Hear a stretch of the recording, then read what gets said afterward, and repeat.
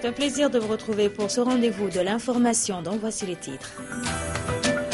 Renforcement de la coopération ivoiro-française en Côte d'Ivoire. Claude Bartolone, président de l'Assemblée nationale française, était à Abidjan pour y rencontrer les autorités à cet effet. En Égypte, c'est l'état d'urgence de 3 mois qui est décrété. Le pays vit des épisodes de violence depuis la destitution de Mohamed Morsi. Mesdames, Messieurs, bonjour et bienvenue. Nous ouvrons cette édition sur le Mali. Le Mali qui a identifié un premier cas d'Ebola ce mercredi. Une petite fille de 2 ans récemment revenue de la Guinée.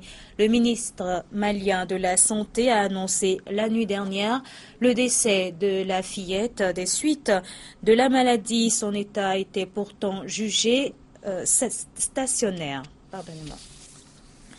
Nous poursuivons avec la Côte d'Ivoire. Le président de l'Assemblée nationale française, Claude Bartolone, est en Côte d'Ivoire depuis ce jeudi. Une visite de 3 jours qui entre dans le cadre du renforcement de coopération entre la France et la Côte d'Ivoire. Pendant son séjour, Claude Bartolone a eu à rencontrer les députés de l'Assemblée nationale ivoirienne et cette rencontre s'est soldée par la signature d'un protocole de coopération avec Guillaume Soro. Le chef du Parlement français, Claude Bartolone, échangea avec son homologue ivoirien, Guillaume Soro, des parapheurs contenant l'accord de coopération entre leurs 2 institutions. L'acte est signé après une demi-heure de tête-à-tête entre les parties françaises et ivoiriennes pour examiner les relations historiques entre les Assemblées nationales de France et de Côte d'Ivoire. Claude Bartolone et Guillaume Soro en sont satisfaits, mais entendent formaliser ces liens par cette convention. Objectif, créer le cadre formel de l'accroissement des échanges entre leurs institutions et tous les domaines, notamment l'équipement et la formation, sont concernés.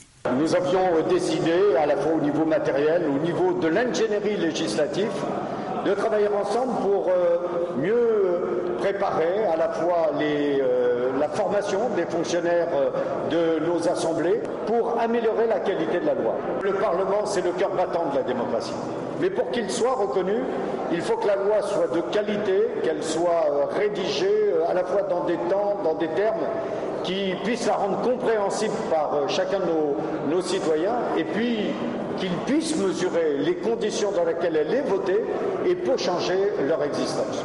Cette signature de convention, la réponse à la vision de Guillaume Soro de faire de la diplomatie parlementaire son arme pour le repositionnement de la Côte d'Ivoire. C'est donc pour le président de l'Assemblée nationale un pari gagné, celui de l'imbrication de son institution avec celle de la France, ainsi que le démontre le décor dans lequel Guillaume Soro a accueilli Claude Bartolone ce matin. C'est également le renforcement de la coopération entre le Tchad et le Maroc. Et pour y parvenir, la contribution des opérateurs économiques marocains et tchadiens est nécessaire.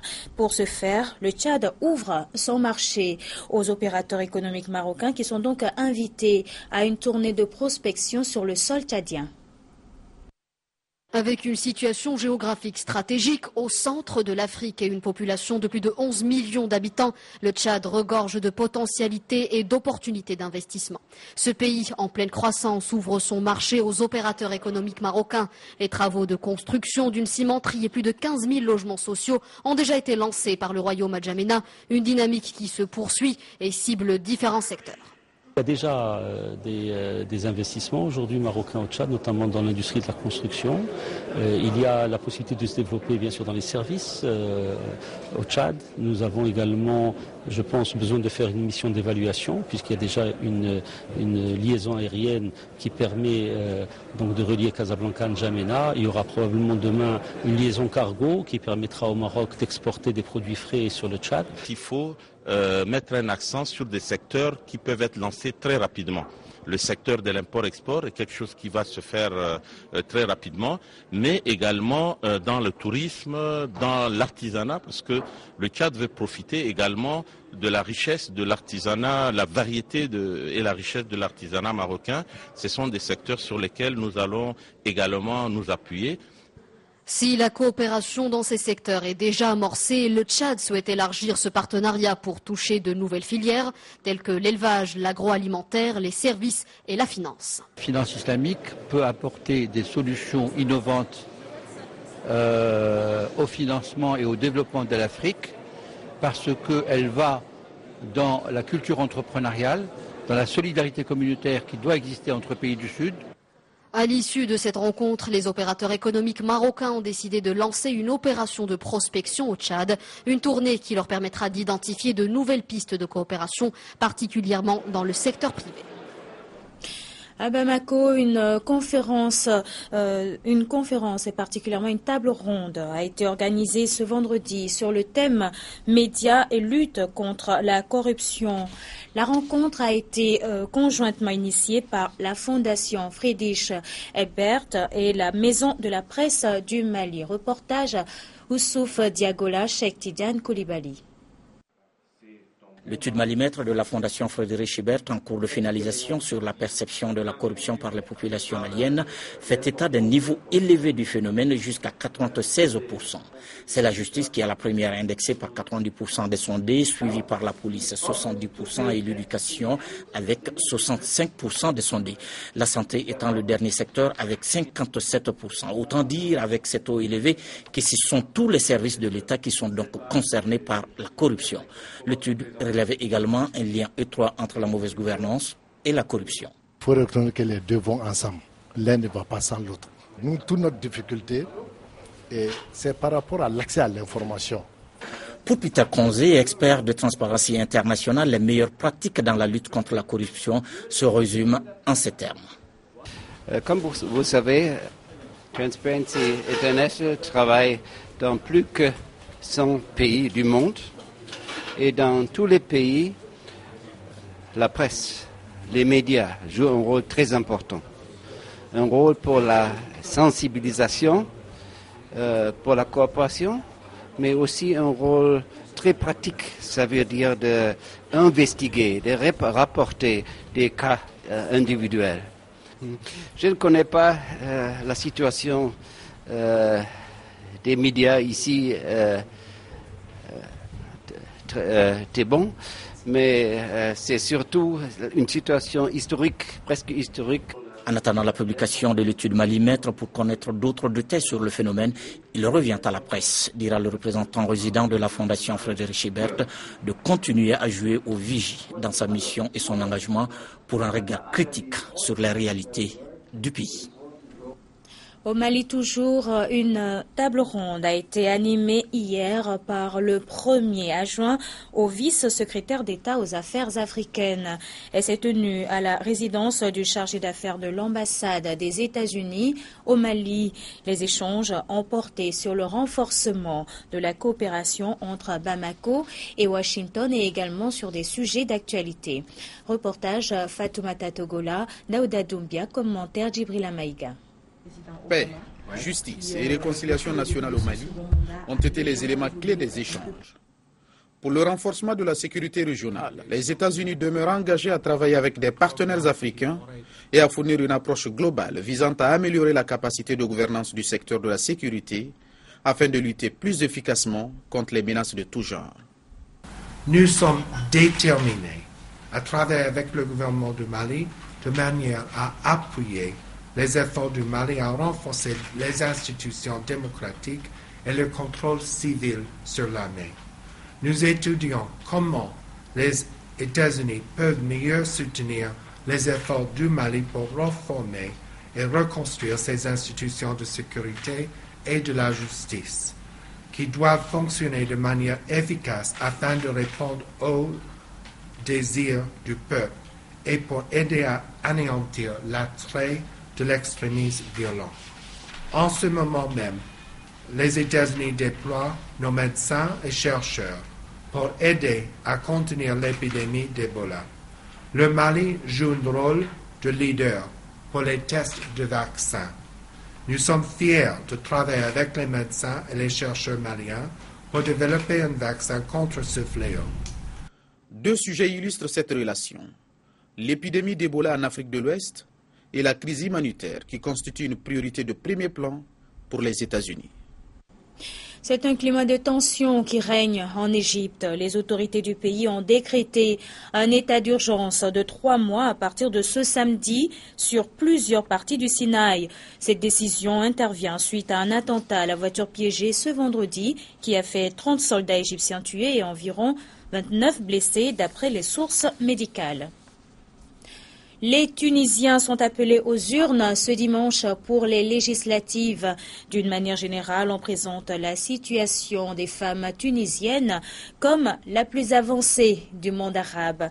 Qu'en est-il concrètement? La réponse dans ce reportage.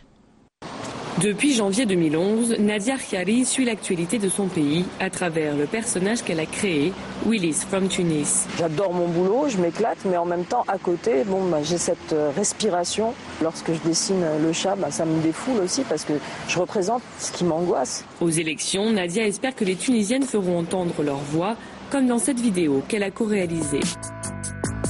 Elles sont très présentes dans la société civile pour sortir dans la rue lorsque leurs droits sont remis en question. Malheureusement, elles ne sont pas assez représentées. J'espère qu'elles seront là pour défendre leurs droits et pour faire un choix qui soit le plus proche de leurs espoirs. Sous l'œil attentif de Nadia, des activistes du monde arabe se rencontrent à Tunis. Au programme, la participation politique des femmes. La condition des Tunisiennes, malgré ses fragilités, reste un modèle, notamment pour sa voisine libyenne. La femme tunisienne a de grandes craintes quant à la situation actuelle, mais elle est bien meilleure que celle de la femme en Libye ou bien dans d'autres pays arabes. Elle bénéficie d'un soutien de la société dans son ensemble, y compris celui des hommes. Côté égyptien, on lui envie sa participation politique. Les femmes tunisiennes ont encore beaucoup de problèmes, mais comparé aux femmes égyptiennes, c'est bien mieux. Politiquement, par exemple, elles représentent 37% à l'Assemblée constituante, alors qu'en Égypte, on ne dépasse pas les 6%. Mais pour Nadia, ce n'est pas assez. On a bien vu dans les 3 années qui ont précédé qu'il y a eu des tentatives de retour en arrière. C'est dérangeant de vouloir lutter pour des acquis et de ne pas lutter pour en avoir de nouveaux. Là, on veut avancer. On veut parler, par exemple, des salaires égaux, chose qui n'est pas acquise encore. La Constitution adoptée en janvier protège les acquis des Tunisiennes. Elle garantit aussi l'égalité des chances entre hommes et femmes. Reste désormais à l'appliquer. En Ukraine, les élections législatives anticipées sont prévues pour ce dimanche. Pourtant, le climat reste toujours conflictuel dans le pays. Les élections n'auront probablement pas lieu dans l'est du pays dominé par les insurgés. Les séparatistes pro-russes refusent d'y organiser le scrutin. Slaviansk, dans l'extrême est de l'Ukraine. Ici, les posters de campagne sont partout. Et on commence déjà à installer les bureaux de vote pour dimanche. Beaucoup de candidats voient dans cette élection l'opportunité de renouveler la classe politique ukrainienne et de faire table rase du passé. Mais cet optimisme n'est pas partagé par tous. 8 mois après les manifestations de Maïdan qui ont renversé Viktor Yanukovych, beaucoup d'Ukrainiens sont déçus par les messages portés par les nouveaux candidats. Peut-être que de nouvelles personnes vont être élues, mais tout va rester comme avant. C'est simplement que maintenant, ces gens se cachent derrière des slogans du genre « J'adore l'Ukraine ». Une économie en berne, des salaires très bas et des mois de violence qui ont divisé le pays. Autant de raisons qui seront un frein au moment d'aller voter dimanche. Je ne vois pas l'intérêt de ces élections, car je ne peux rien attendre de bon pour ma région de Donetsk. C'est pour cela que ni moi, ni mes amis et mes proches n'iront voter.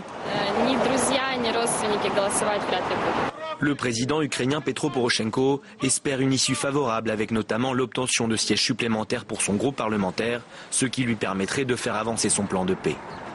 Mais le vote n'aura pas lieu dans plusieurs régions ukrainiennes actuellement sous le contrôle des séparatistes pro-russes. Ils organiseront leur propre élection le mois prochain.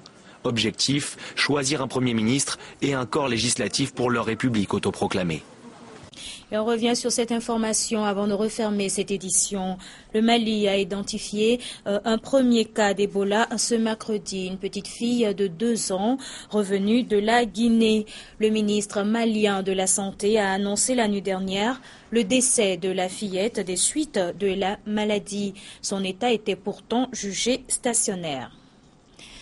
C'est la fin de cette édition. Merci à vous tous de votre fidélité. Très bonne suite de programmes sur Africable Télévision.